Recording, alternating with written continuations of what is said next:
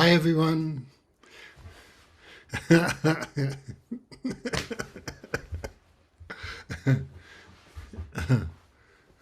fun. It's fun to see you. Thank you for coming. It's grand. Coming into the here we are. So let's I don't know what to say. Let's just feel what it's like as we come in. Let's just welcome. Welcome the time. Welcome each other. That's a good thing.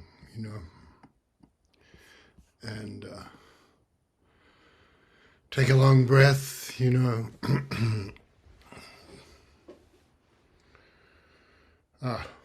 Welcome the strange times we're in. Welcome. Welcome this life, which is the only one we have. So, Jojo was asked, when times of great difficulty meet us, how should we meet them? When times of great difficulty appear, how should we meet them? He said, welcome. Difficult or not, all times are here. So just feeling the time. We'll just sit a little bit as people are coming in, eh?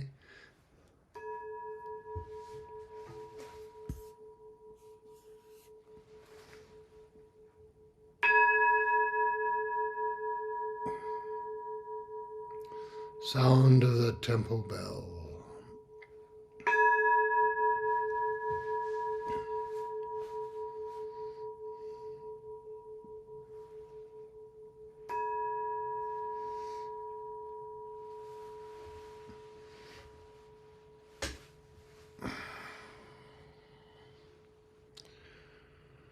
Feeling into your own, when you feel into your own being, you feel into the universe, into the galaxy, really. So, and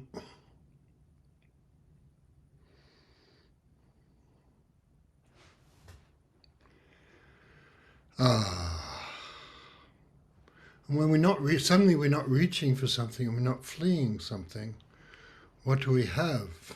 We have the fullness of life. Life.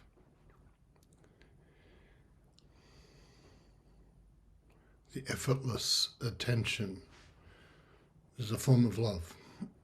So there you go. That's what we have.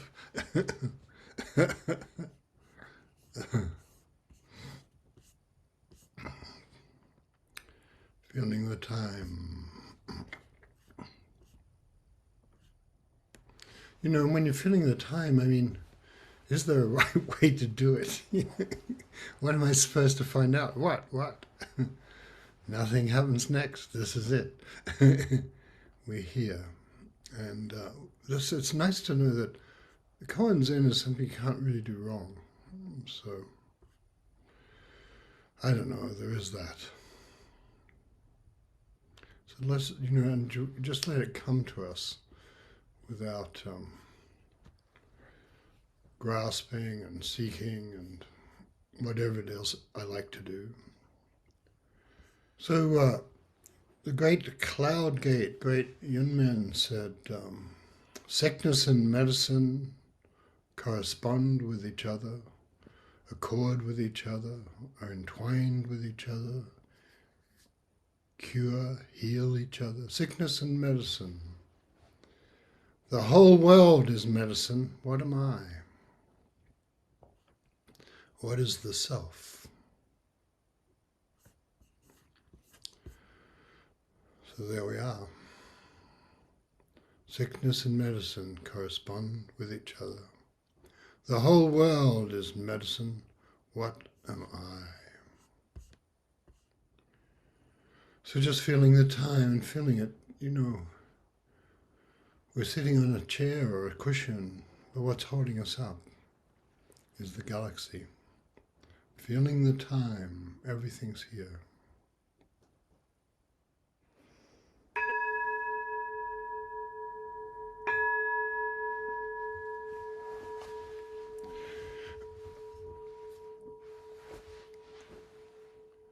I was a little amused when I ring the bell to stop meditation because, is it possible to stop meditation? So the, the sickness and medicine intertwine, correspond with each other. There's an old legend that Yunmen is referring to where the Buddha asks one of his senior bodhisattvas, go out and bring me something that is not medicine. And he travels all over and comes back and says, I cannot find anything that is not medicine. And then Buddha says, well, give me something that is medicine. And he picks a blade of grass and hands it to him. So pretty much a story about the intertwinement of the cosmos, and we're all implicated, and everything has Buddha nature. Everything has its own beauty and value.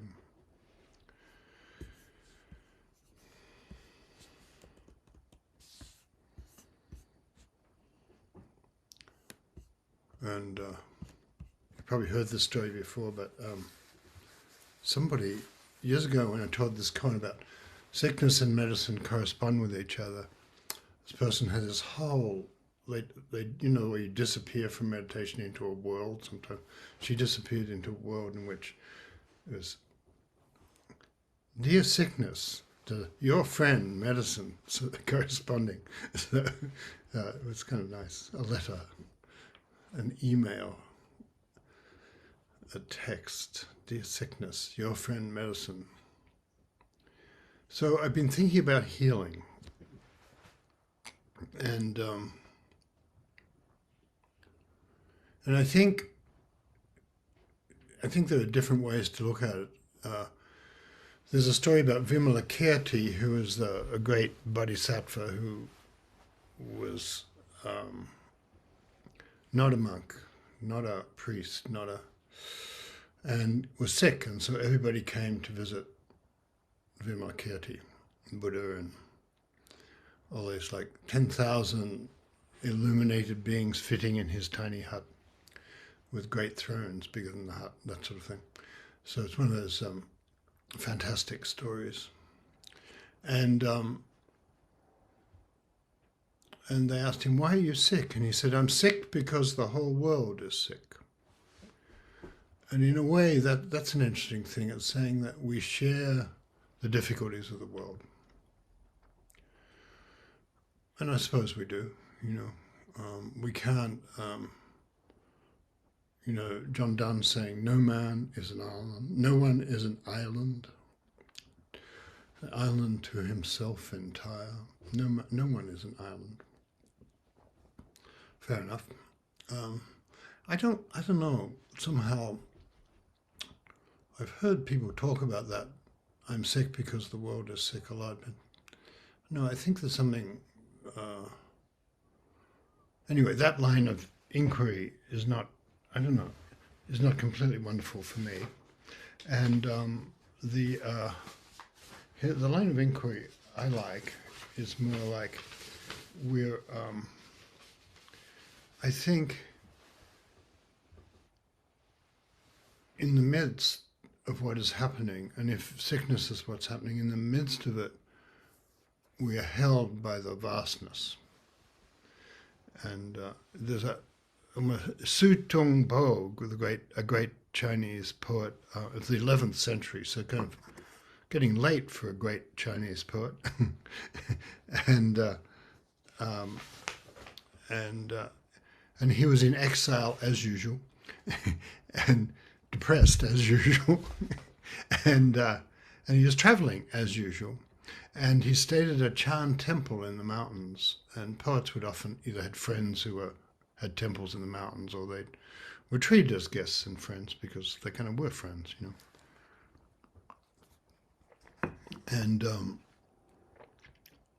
And all night he listened.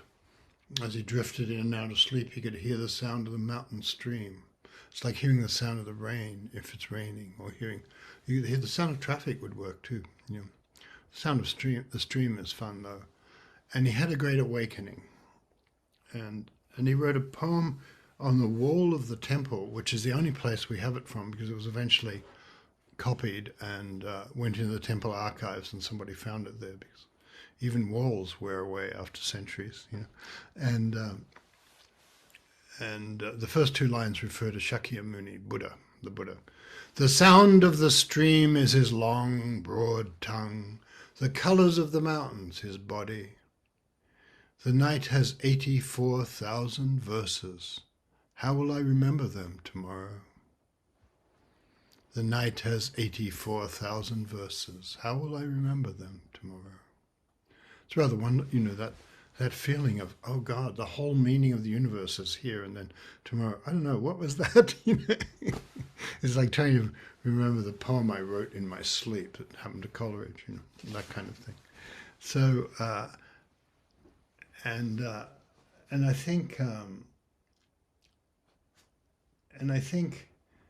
the general idea that the whole world is enlivened by Buddha nature or soul or spirit or whatever terms we use, which always less the name is always less than the Tao, you know, but still it's nice to try and name things. So yeah, the whole world is enlivened, and the sound of the stream is a long, broad tongue. The colors of the mountains, his body, her body. The night has 84,000 verses. How will I remember them tomorrow? And of course you can't, you just go on into tomorrow. Tomorrow has 84,000 verses too. Yeah. So, and the thing, I would say that the thing is that when we take up the way, when we take up Zen, we turn towards the great thing. It may be hard to name how or remember, but it's the great thing, and we know that we don't get it to the way we get to most things. You know, it's like we make ourselves prone to it. We make ourselves available to the encounter, but we don't force it. Yeah, so we can't do much about that. And here I have a poem here that I want to read somewhere. You know what? I guess I don't want to read that poem. And so whatever's going on with us, maybe I'll find that poem. You know, the thing we think we need, you know, we're desolate and we need something. Here's the poem. This is D.H. Lawrence, who's a sort of interesting novelist. I don't think much of him as a poet usually, but, you know, he was a kind of strange, brilliant person. Healing. I am not a mechanism, an assembly of various sections. So he's like along with Walt Whitman and other such people right now. You know, I am not a mechanism, an assembly of various sections. It is not because the mechanism is working wrongly that I am sick, that I'm ill. I'm ill because of wounds to the soul, to the deep emotional self, and wounds to the soul take a long, long time. Only time can help, and patience, and a certain difficult repentance. Long, difficult, it's going to take a long time, and it's going to be a complete change of heart. Long, difficult repentance. Realization of life's mistake, and the freeing oneself from the endless repetition of the mistake which humanity at large has chosen to sanctify. That's kind of pretty good, you know. Every time I hear a political speech, from any side actually, you can hear the mistake in there being sanctified. You know, it's like, not to blame those people who are trying, but yeah, you can feel the mind just like, every time it wants to change, it does it again. So there's a kind of, that's the transformation in Zen, where instead of reaching for something, in a way it reaches for you and encounters you. There's a great thing. Mugaku said, "I thought I'd like to give you something, but in Zen we don't have a single thing." Incredibly charming birthday present, Christmas present, whatever, and so. And I think the other thing to say is that all that seems it's kind of hard to do something to move from your point of view, which is the only way you know to navigate. And so healing, I think, would be that. It's moving out of your old point of view. And then you can, so that's kind of hard. But I think the other thing to say is that when you meditate, you find that long, slow, difficult repentance that Lyons talks about. And did I mention it's long and slow and difficult? And it's sort of, in a way, it's not difficult and it's not long and it's not slow. It's not even repentance. It's according with the Tao. And there's something, and we have a feeling of being held. That's why that you have many images of being carried in a boat, or you're walking along and you become lost in your walking, that sort of thing. And so there's a marvelous quality of that life is interested in us. We see that life is interested in us at such a time. And I think, I think in a way what we're doing when we're actually genuinely trying to practice, we're sort of, giving making an honorable offer, making it to life. We're trying to turn towards life, and we don't have to. That old saying, you don't have to get the horse all the way to the barn. You just turn the horse's head, and the horse has to help, and the universe has to help. So it's like that with your practice. It's like that with the great things in life. We can't scheme and plot and the way we always are, really, scheming about lovers and scheming about jobs and scheming about everything, relationships and money and health and so on. So I think healing is in some way, we can be clever and plan and all those good things, but we don't,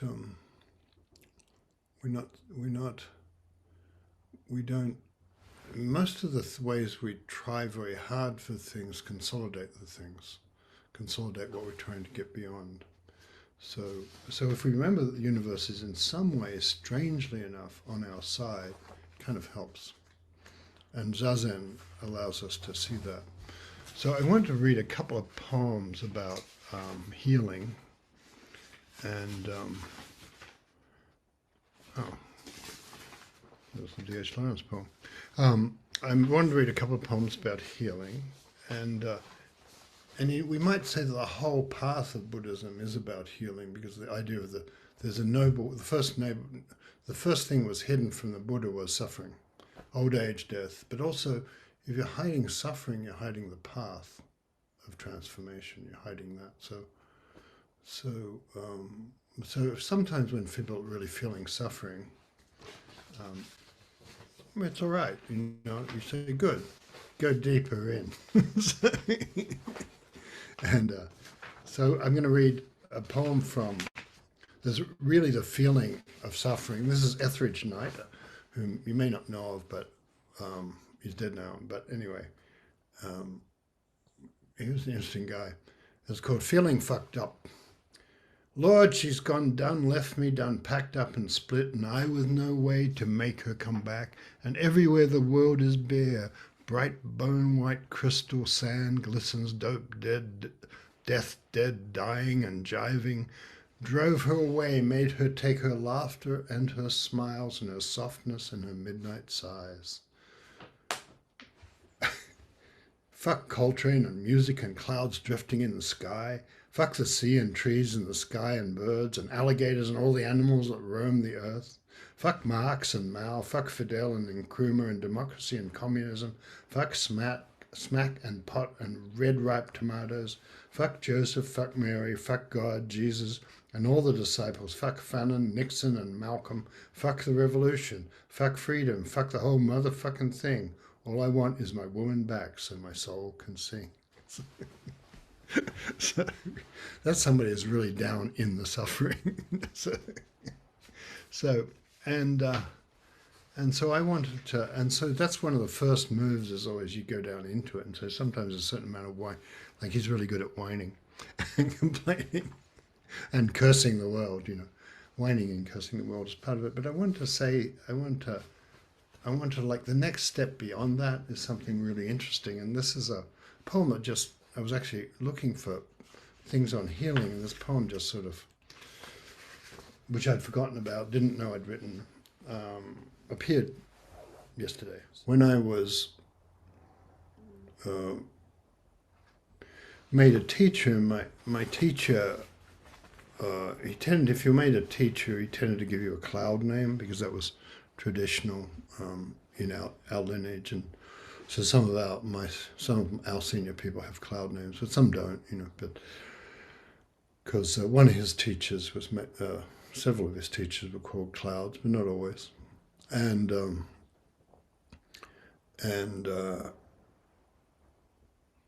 I could tell he was thinking about a name for me, but he didn't know what to give me. And what he gave me was Healing Cloud is my teaching name, and it's different from your personal name. You can accumulate names if you're lucky or unlucky, and names are not always flattering, This one was optimistic in a way, Healing Cloud, and hoping that would be the influence, and so the thought of healing has been coming to me, and I was thinking about, the way when healing is in some way that big point of view when even if we're dying, there's the soul and our relation to the Tao gets healed, or even if someone's dying, we don't know that's the wrong thing, so it's important to take that into account too. And so this is one of the, I call these transparent poems because they're really just narrating what is. And there was Isan Dorsey, also sometimes known as Tommy, which was his stage name. He ran the Hartford Street Zendo in Castro, which was the first gay Zendo that I know about.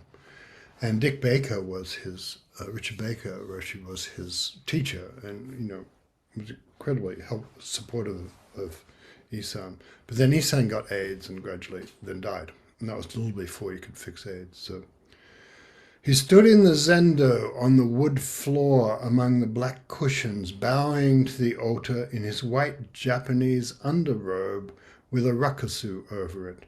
He didn't have the strength to get into his priest's robes. I've come to hand this chair over to my friend. I don't know if I'm doing him such a big favor. Bowing to us. As the new abbot spoke, it was hard to hear because we were listening to the light still radiating from Isan. Downstairs, tea was poured. Upstairs in one room, monks were watching the first football game of the season. Up the stairs I go, loath and slow. Dick, Isan's teacher, and Dick's daughter were in the room already. I looked down at Isan in his bed. Later that night at home, I went in to look at my daughter asleep, and she opened her eyes and lay looking back for a long time. And our gaze was unadorned. It was like that with Isan. He thanked me for some small thing, just to show that he saw and acknowledged the ways we were linked. And I thanked him and kissed his cheek, and we held hands a little. He seemed easy with what he didn't know, not ignorant, but easy with his human bounds. He was so thin, so long, a doll, his upper lip immobile from the nerve death. Dick was saying to his daughter, "You look pretty. You look good in that outfit," making a little privacy for us. Dick was always considerate like that. Isan and I looked steadily at each other, a little more, and I left. The full moon, the brightness above, the still thin man in white linen below. So that poem is kind of like, you just take the whole great issue on by just recounting it, you know. What's happening, what people are doing, how they feel if you have a clue, you know. And one of the great things in life is, I don't know, not to panic when the great moments come, you know. So here's this is a poem. This was kind of an occasional poem, but it was for, I've been involved in, I don't know, assembling a leadership team, things like that. But in Philly, I thought fairly incidental ways in the development of this, a center for integrative healing where internal medicine and meditation and things like that were all acupuncture, all kinds of medicine were integrated in this beautiful building where there's meditation rooms and light and places to sit after, if you'd had a rigorous, difficult treatment like a chemotherapy or something, there were beautiful places to sit and things, and meditation places. So then it was open. When it was opened, they asked me to write a poem for the opening ceremony. And it was the sort of thing where dignitaries flew in there. You know, I put on a suit and everything, and sort of, and this is a poem I wrote for the occasion. And I started out with Santoka's, "This is the stone drenched with rain that points the way," haiku. 1. Healing is like kissing. It can be done mechanically on the way to somewhere you think is more interesting. But it's best done for its own sake, like breathing, like looking at the person in front of you as if they were the only one in the world. Which at this moment they are, like looking at the person in front of you as if they were the only one in the world, which at this moment they are. It's great, isn't it? Healing, you might think, is the whir of centrifuges and small jagged landscapes on the monitors, like obstacles that must be jumped over in a video game. And that's fine, but as for me, it means the doe looking back as she disappears into the trees. The heavy wings of the pelican as it gains altitude in the sapphire spaces between the clouds. It means I stop and don't rush about so much. Healing is a question too. Healing is a question too, something like, granting the difficulty of this world, what do I really want? The answer turns out to be everything. What do I really? Everything. The dark, the running boy, the owl calling at midnight, the white perfumed narcissus pushing up through snow, the afternoon blue and then a thin translucent yellow, this evening that we have together. I want what's happening now. I want the world to kiss me back. We came here from the stars, came to this night of evening dresses in the shining rain, because only here can we love and lose things. Look for them, be jealous, read, touch, bleed. Eat tacos, hear the sound of running water, the alarm, the toast crunch, the frost crackle, and put our arms around each other, my nose on your cheek. From the stars we dove like swimmers into a night pool, forgetting, though sometimes in the dark we stumble onto signs and backward memories of our origins. They stir in dreams in the eyes of strangers meeting ours, in kindnesses of toast and kitchen stoves and wood smoke. The doctor with 1,000 hands and eyes puts down her phone and gleaming instruments, lets go of the door handle and steps into the room. Then we are the only people ever and accompany each other, so much else being unknown. 3. Harvest comes with autumn's end and the sight of gold squandered in the streets. Leaves take to the air like sailors setting out. Life is short, but we fall in love anyway. In the last brown clawed leaves of uttermost autumn lies the thought of spring to come. when, after holding their breaths through the cold time, pale leaves pop up like swimmers breaking water. The drunk blossoms sway and dip. The trees hold out their skirts and turn. They give themselves away. Kissing goes on beneath the seasons. Through all of this, oh hold my hand, by grace of trees, by the grace of leaf light, the light rain, by grace of yellow light, shining out from windows through the night. So there we are. Healing. Healing. So I think what I want to do is meditate a bit, okay?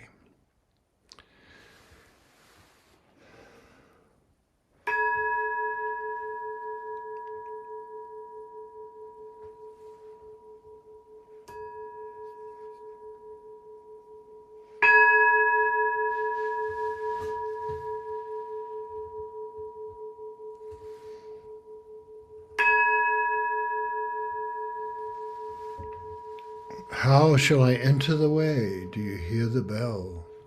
Enter there.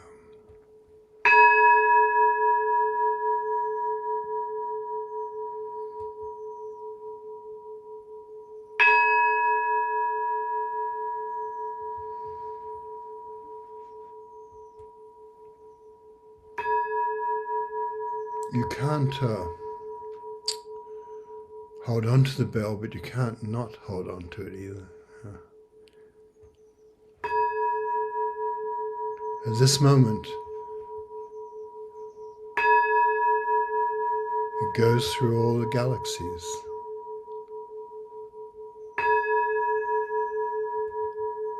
The ancient temple bell.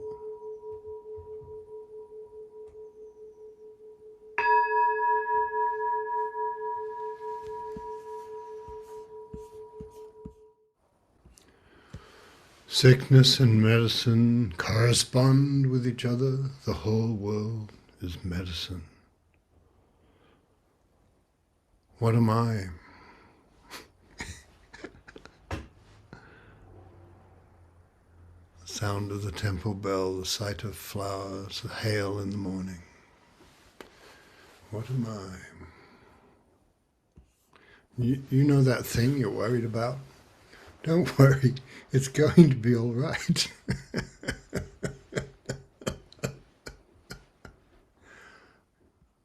Sickness and medicine, it's all medicine really, yeah.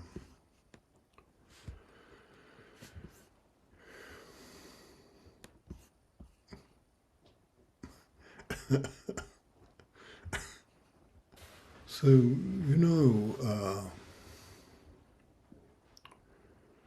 the trick with a koan is that there isn't a trick. You do to hang out with the koan, to keep company with it. It's like you would with a good friend, walking in the evening, talking together. That must be why I came here, to talk with my friend in the evening. Sickness and medicine. And just let the koan, the meditation, the world holds us. And the world actually wants us to succeed. The Tao holds us, and in some way, when we accord with it, we can feel, oh, it's going to be all right. And you can't work that out, you can't think your way to it.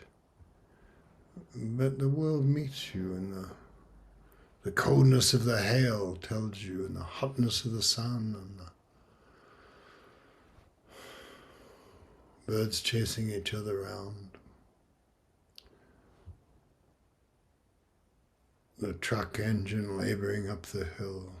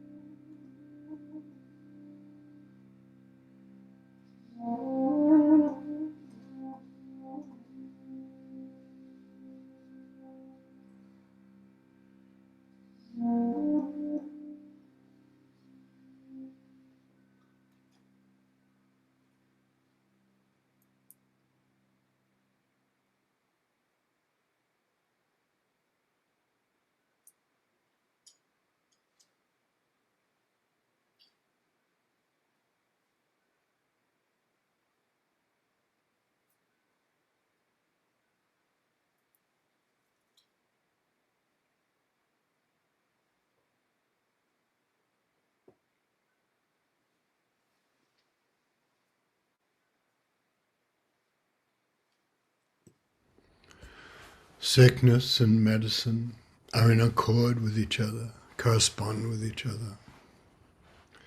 The whole world is medicine. What am I? When we meditate, we're not really trying to calm the mind, because it's none of our business. The mind does that for itself. And so when we meditate, we're just in the vastness. If we try to get into the vastness, we might succeed, but that's a move away before it's anything. So we're just here, and it carries us as if we're in a boat.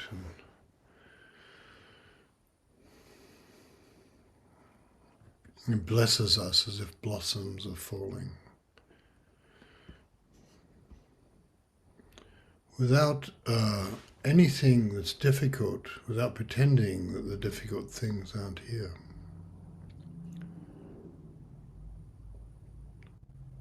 Sickness and medicine. The way something comes up and you argue with it?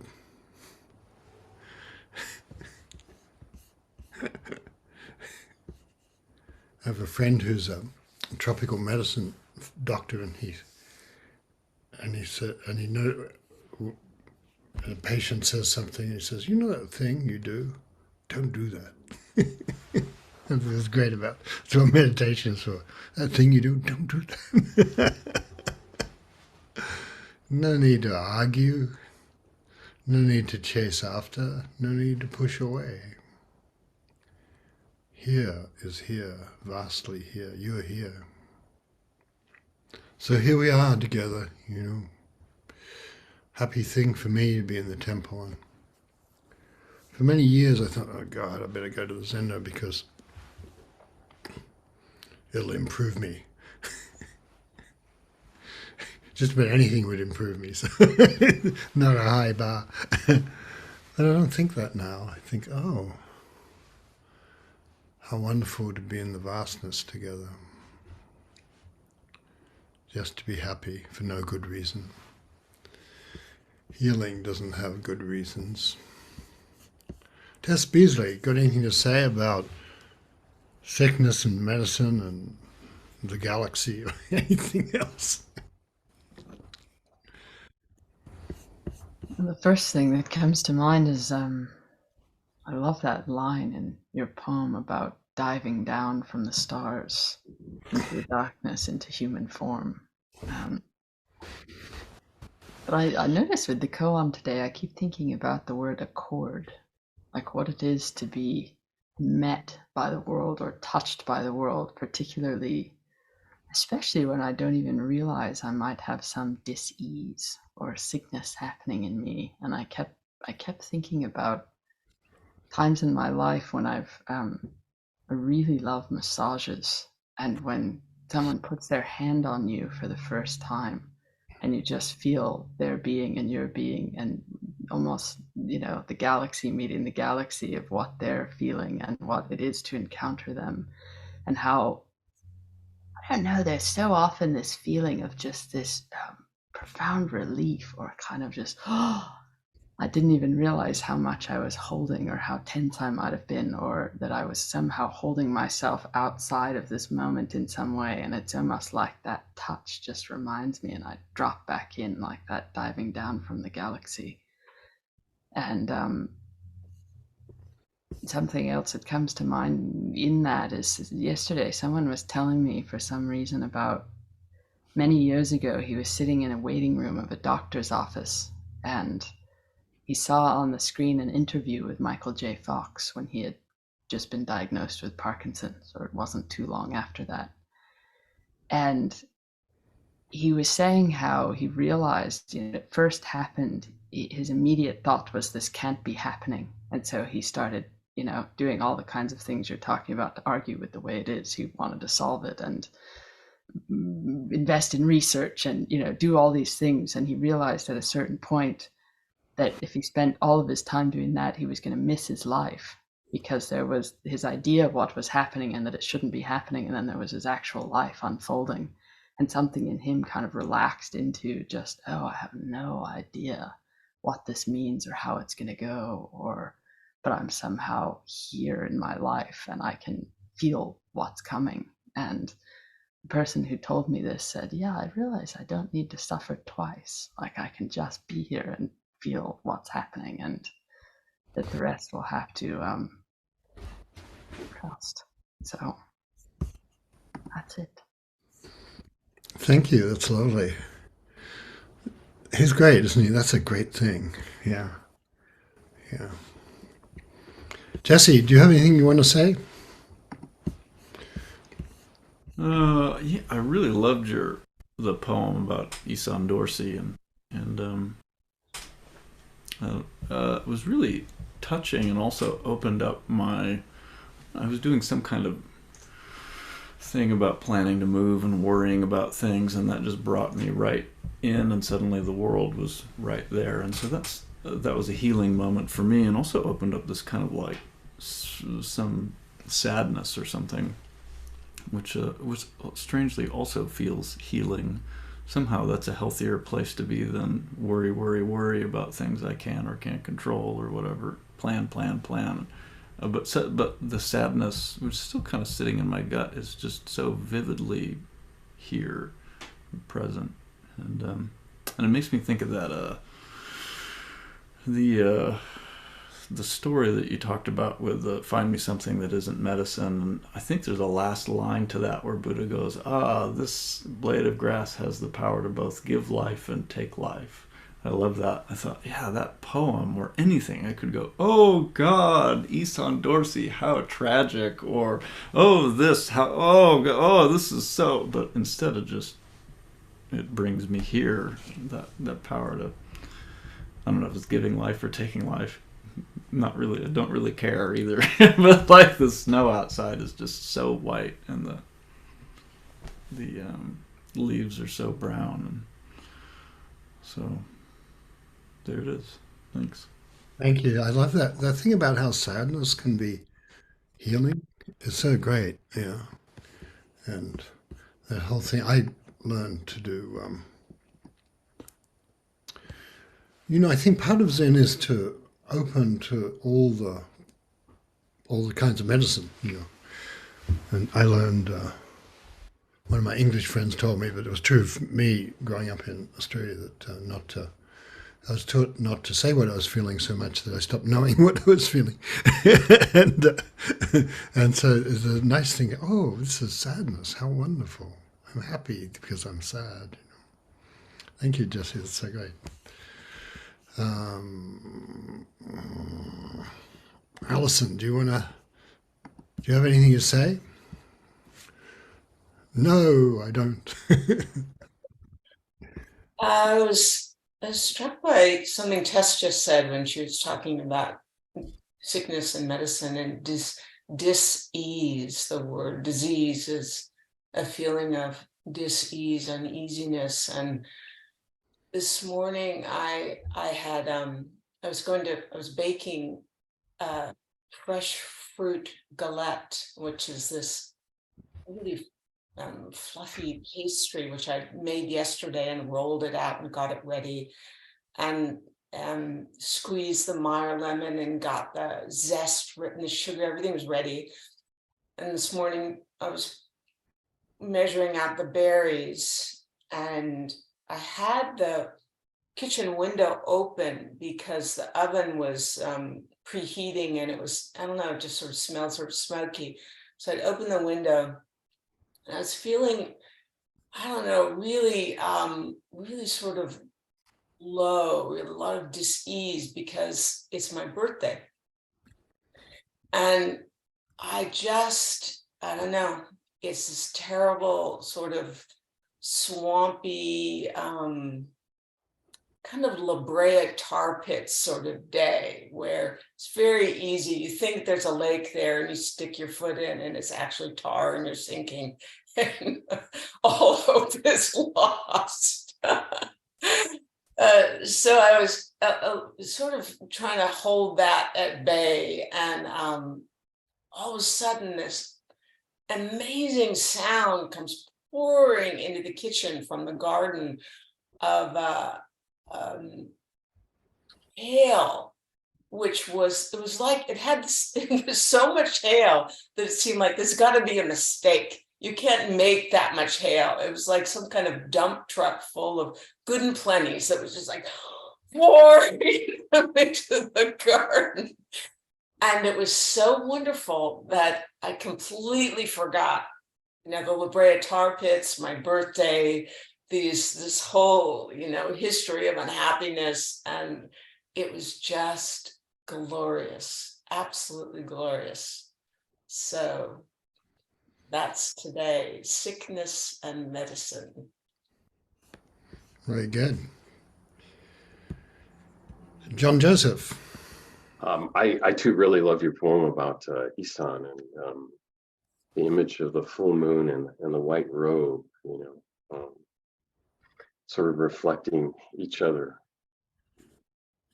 Sickness and medicine, yeah. So last night, my daughter and two of her friends had a reception in the Haight in San Francisco for they just self-published a zine, what they call as a zine, which is about a 15-page magazine with pictures and essays and stuff like that. And even though she graduated from college with a degree in poli-sci, she's become a forester, and she's become a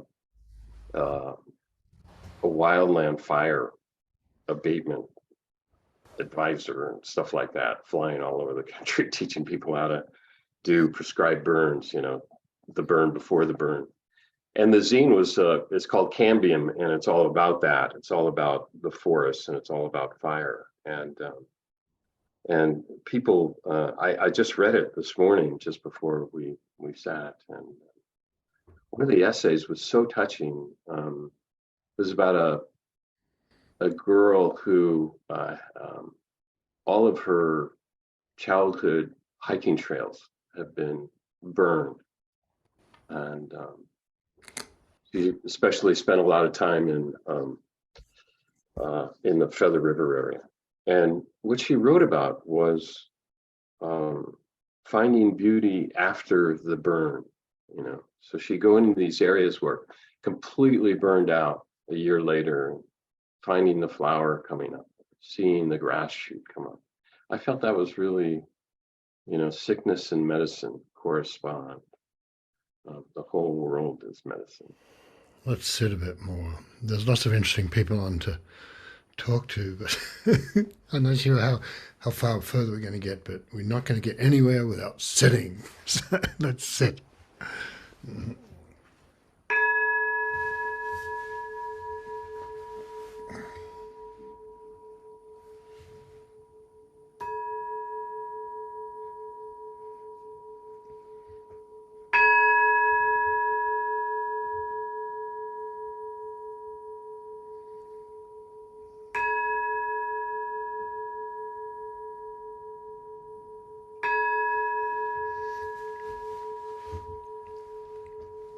The bell, enter here. This too, it's like the blade of grass. This too is medicine.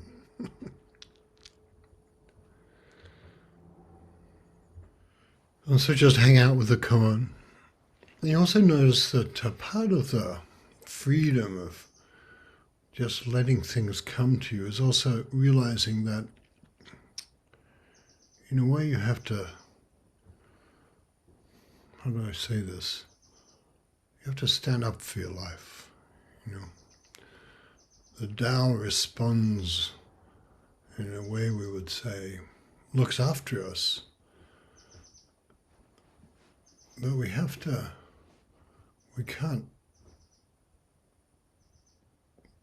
we have our own path and no one can tell us what it is. And in a way, when you come to a zendo and the teacher will say something like, You'll say, well, I'm going to do this. And the teacher will say something, I don't think that's it. You know, and it's kind of the teacher's job. But it's sort of not distressing because you can feel what's true and what's not, you know. And somebody, there's a great poem where somebody comes and says something intelligent and grand about the Buddha's nature of the Buddha pervading the whole universe and things. And he wants to study with the teacher, and the teacher says, well, you're too noisy yet. There's too much going on in your mind, you know, which is okay, but why don't you just settle down a bit, you know? Which means not, I suppose, holding on to what's in my mind, you know. But then there's also having the commitment to, like if you're sad and you say you're sad, you have the commitment to sadness, and the universe will help you. Not only that, people like that too, of course. Whereas if you're dodging all that stuff, people can feel it, but they don't know why, you know. So, like that. The whole world is medicine. What am I?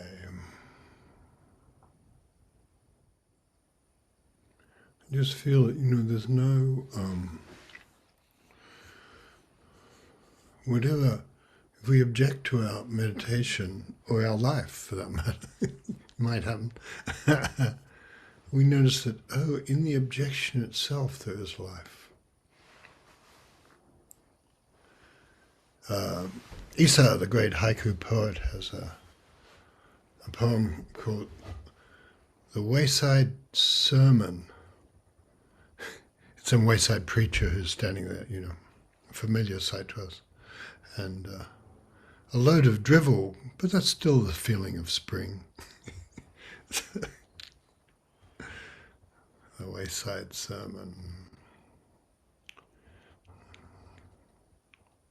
Even this has spring, even your pains and sorrows, even the ways you oppose yourself. When Lawrence talks about the repentance, that means, well then, repent of opposing yourself. And other people too. You know that thing you do? Don't do it. And it's funny how the mind just does that without consulting us. It just, I don't know, it tells its stories, and they're less interesting than this, the whole world is medicine.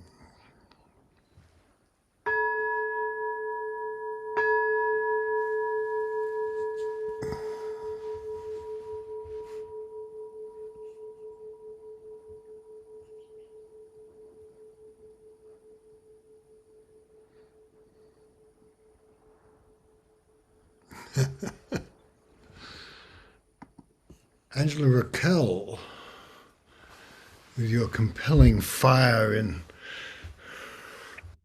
the roaring 40s. How is it? Well, it's raining here today, which is wonderful. So I guess what's been with me with the koan is just thinking about my sister who died some years ago now. She was diagnosed with a late stage, very aggressive cancer, and only lived for about 3 months after the diagnosis. And I was able to be with her that whole time. And we were close. She was greatly loved and greatly capable of love and very marvelous qualities altogether. And God, she was difficult. She used to make these little booby traps to test the friendship. And it seemed to be getting worse in the years before she died. And so she was driving everybody away and doing her best to drive me away. And in those 3 months while she was dying, that just softened. and things that I'd given up hope she'd ever be able to relinquish, she just let go of. And it was the dying turned into this marvelous, intimate space, which it's not that it was everything was rosy. She was in pain and she was afraid, and, you know, there were really rough times. But actually, things shifted that I can't imagine how they could have shifted in any other way, but in that intimacy of the confrontation. And in fact, what started me thinking about it was you saying earlier, whatever that thing is, it's going to be all right. The last thing she said was, it's all right. It's okay. It's all right. So that. Thank you, Angela. Thanks. I think we might have Michelle Riddle. Did you have anything you want to say?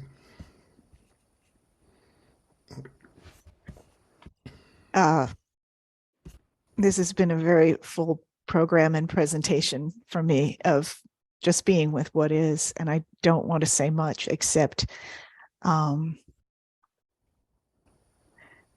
that connection between the idea that it'll be all right and what we've been talking about here is that we, in any moment, we can always be here and we can always meet what's happening, and we can if we turn towards what's happening here, it's all right. And when that's not happening, just knowing it's possible is part of how, for me, I know it's going to be all right. And so anyway, thank you. Thank you.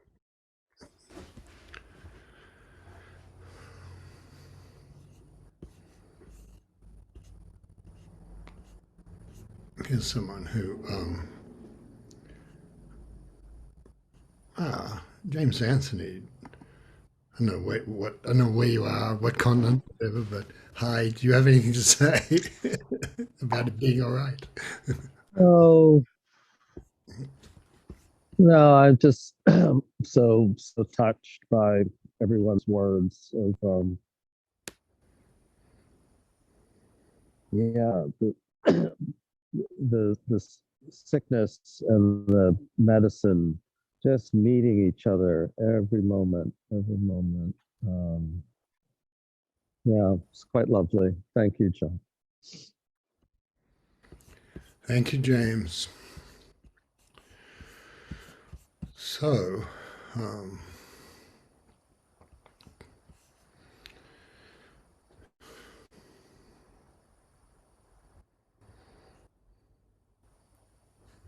I'm just sort of feeling it. I'm just feeling how, I don't know, how beautiful it is to be together. Thank you for your words, things like that. And that nice thing about the sorrow itself and joy, and you can't have life without being in life, And Zen is something about more life.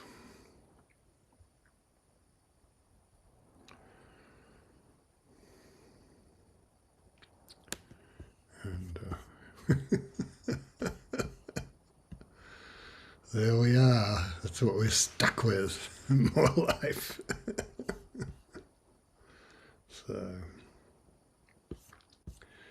So I think, I don't know.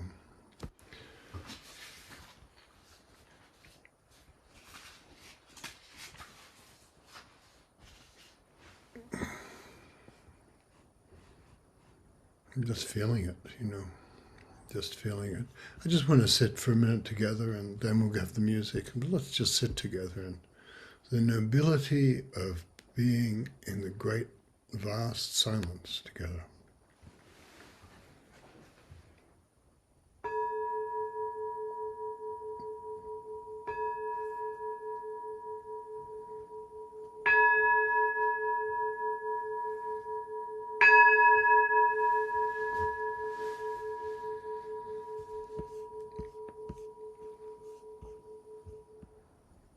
Sickness and medicine. Meet each other, correspond with each other in mutual accord.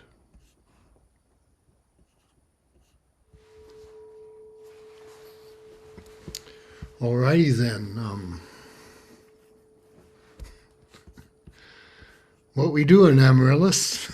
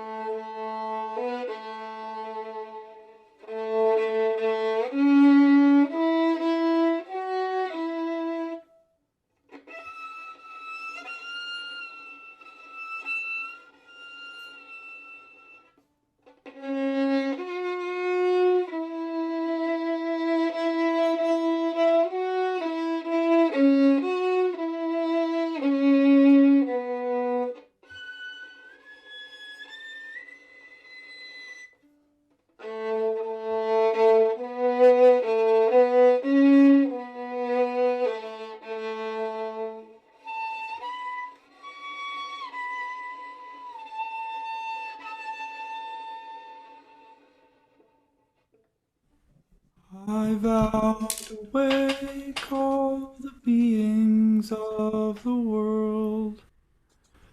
I vow to set endless heartache to rest. I vow to walk through every wisdom gate. I vow to live the great Buddha way. I vow to wake all the beings of the world. I vow to set endless heartache to rest. I vow to walk through every wisdom gate. I vow to live the great Buddha way. I vow to wake all the beings of the world. I vow to set endless heartache to rest. I vow to walk through every wisdom gate. I vow to live the great Buddha way. Thank you, Jesse. Thank you, everyone. Jesse will be, next week I'll be here. And I hope you will be too. And then the week after, Jesse will be teaching on all day Saturday and here on the Sunday for Sunday thing. But I suggest you take in his Saturday one day too. It's a great thing to do a one day. So there we are. And thank you, everyone. Thank you, Amaryllis. Thank you, Michael. Jordan was on, but we didn't even make good use of him. But it's nice to see him. Thank you. Lovely to be here.